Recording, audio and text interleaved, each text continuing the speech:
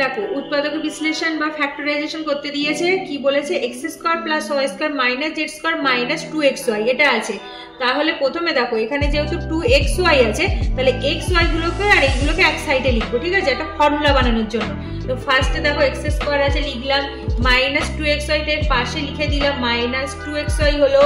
এইবার দেখো আছে কত y ছিল প্লাস y স্কয়ার, এবার y স্কয়ারটার পাশে লিখে দিলাম, তাহলে x square minus 2xy plus y square এই সাইডে লিখলাম, আর পড়ে থাকছে মাইনাস z স্কয়ার, ওটাকে আমি এদিকে লিখলাম মাইনাস z স্কয়ার হলো।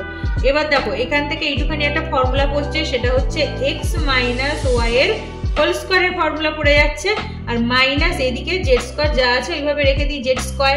তাহলে এখানে থেকে এটা তো হোল স্কয়ার হলো। এবার দেখো a স্কয়ার মাইনাস b স্কয়ারের আবার সূত্র পড়ে যাচ্ছে, তাহলে লিখবো x minus y plus z, আর একবার লিখবো x minus y minus z লিখে দেবো। তাহলে হলো x মাইনাস y একবার লিখবো প্লাস z, আর একবার লিখবো x minus y into minus z। এটা হয়ে গেল উৎপাদক বিশ্লেষণের আনসার।